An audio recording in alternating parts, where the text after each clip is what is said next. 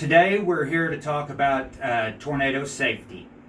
Charge nurses need to make sure that weather radios are on and working during tornado, well, all times of the year, but especially now during tornado and severe weather, because it's really hard to hear the sirens go off, so we need to be able to get notified by the weather radios. And also, it alerts us to things of potential hazards coming our way. A tornado watch is different than a tornado warning. A watch means that conditions are favorable for producing a tornado. A tornado warning means that radar has indicated one or someone has actually seen it. So that is the difference. Warning, there is a tornado. Watch, their conditions are favorable. When we do go into a watch, charge nurses need to make sure that their go bag is ready. They know where it is. Flashlights have good batteries in them. Make sure that the walkie-talkies are charged up and that they are on channel 15. Also make sure that they're working properly. That way everybody can communicate throughout the building should we have to go in to take shelter. Charge nurses need to get the hydration cart and get those out in the designated areas of where residents will be taking shelter. Also, we need to get blankets out and put on residents' beds so that we're able to grab those should we need to take shelter. Stop. Tornado warnings in adjacent counties, we need to make sure that all residents are up and ready to take shelter. We're not actually going to take shelter when we have a warning in an adjacent county, but we need to make sure that especially our Hoyers, heavy sleepers, those kind of folks are up and ready to go in the event that we do have to take shelter. An adjacent county, this is the map out of the emergency preparedness book. An adjacent county is Henry, St. Clair, or Hickory County, and Pettis County as well. But you can review this if you forget. It's right in the emergency preparedness book. And now, when Benton County goes into a warning, now is when we're going to evacuate all residents out into the hallways. 100 and 200 hall residents will need to come outside their doors. Be mindful of anybody who is on an O2 concentrator and get them in an area where there's a plug-in in the hallway. So you might have to jostle a few residents around so you can keep oxygen for everybody who needs it. At the ends of 1 and 200 hall, there is windows and glass. So we need to get mattresses off of resident beds and put up against the glass to try to help keep from flying debris. We need to close the fire doors in the hallways and all resident doors. Make sure that all of those are closed. Make sure that you grab the blanket that you laid on the bed so that each resident has a blanket to cover up with to help with flying debris. Also, any of your residents that are walking into the hallway are going to need a chair. It would also be a good idea to, if we had a tornado warning in adjacent county. I'm kind of backstepping here just a bit because it just kind of came to mind that you had chairs already pre-staged out in the hallway for all the residents that would be walking, and that way they would have chairs. That way you're not scrambling at the last second to try to get chairs. Charge nurse will have to designate somebody on 1 or 200 hall with a walkie-talkie, because the charge nurse can't be on both halls. So a CMT or an aide has to be on with a walkie-talkie on a hall that you're not on. Also, if time allows, you need to designate somebody to go out and shut the natural gas off. If time is not allowed, do not send somebody out in the middle of a tornado to shut off the gas. But if you get enough warning, please have somebody shut off the natural gas. Due to COVID, we have made some changes over on 300 Hall.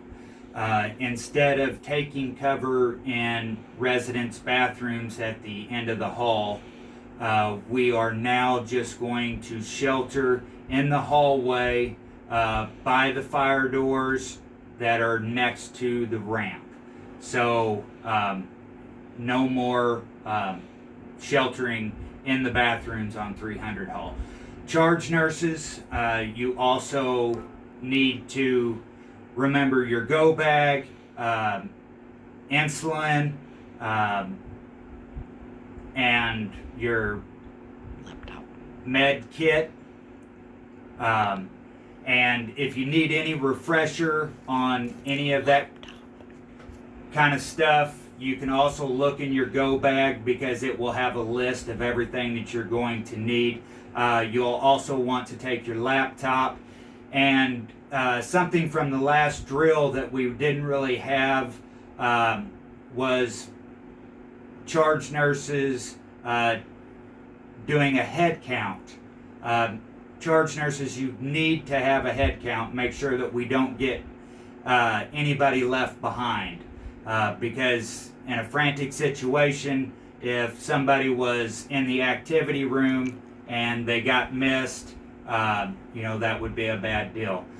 Therapy, if anybody is doing therapy during that kind of event, they will be evacuated to either 300 or 100 Hall, whichever is closest and safest for them.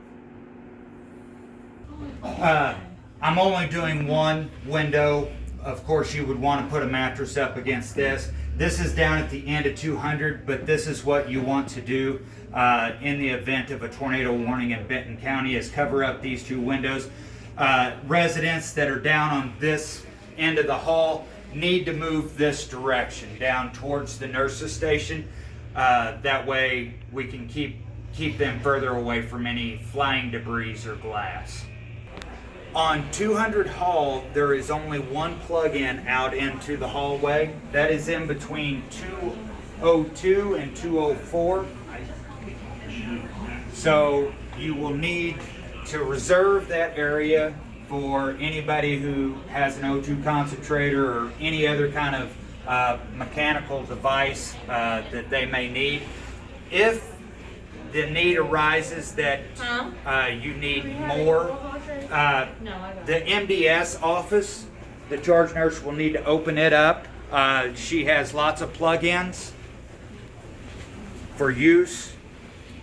Also, whenever we go into warning, we need to put a mattress over the door of 201 after you get the resident out. And for 200 Hall, after everybody gets evacuated, we need to get these doors closed. These are the set of fire doors that I mentioned earlier that we need to close. Now we are on 100 Hall. This is the set of fire doors by social services and the bath. You would want to shut those. If you can get all of your residents on 100 Hall down past the other set of fire doors, it's kind of in the middle, then you won't need to put mattresses up against those windows down at the end of the hall. All you would simply need to do is evacuate everybody into this hall and then close that set of fire doors as well. If there is not enough room to get everybody into that section, then you will need to put mattresses over the windows and move the residents as far away from the windows and glass as possible. Okay, now we're down on 300 Hall. This is towards the ramp going up towards the therapy area. You would want to close this set of fire doors as well. Evacuate residents out into the hallway right here. Get them as far up towards the set of fire doors as you possibly can. You can shut the other set of fire doors there that is halfway down the hall. That will help keep some other flying debris. I also would recommend closing the blinds in the dining room. Okay, now we're going to talk isolation issues. The only time that we would ever have a resident stay in their rooms is an isolation issue. One of two isolation issues: COVID-19 or tuberculosis. And on COVID-19, it's only on a positive test, not somebody that is in isolation precautions, but a positive COVID-19 test in the last 14 days.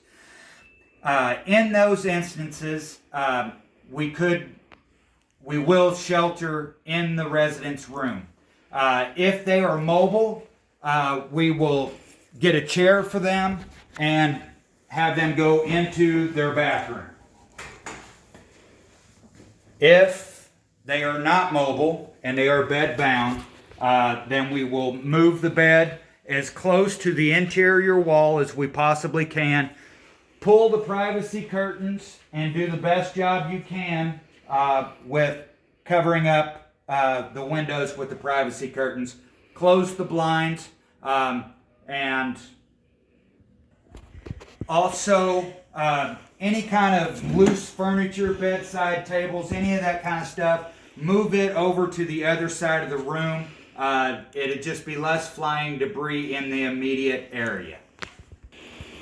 Charge nurses, this is the go bag for any of your emergency situations.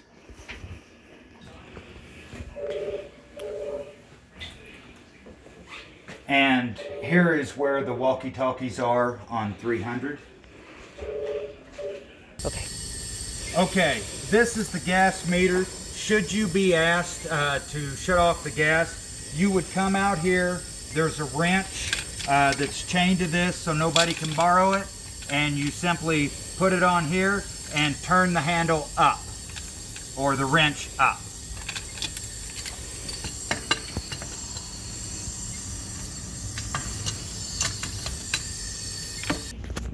Okay, now we're back in the nurses station on the old side. This is the go bag. Walkie-talkies are here. Oxygen, should we lose power, the concentrators say we get hit by a tornado and it takes out the generator. You'll have to go to E-tanks. Make sure that you're getting E-tanks for anybody who's going to need oxygen. And, oh, by the way, empties go on empty side, fulls go on full. Nothing is ever to be left out here loose. If you have too many, you can take some down to 300 Hall if they won't fit in the appropriate areas. There we go. Okay, if you have any questions about tornadoes or any other disasters and what you need to do, our policies for what needs to be done is in the disaster plans manual, which is located on the nurses station.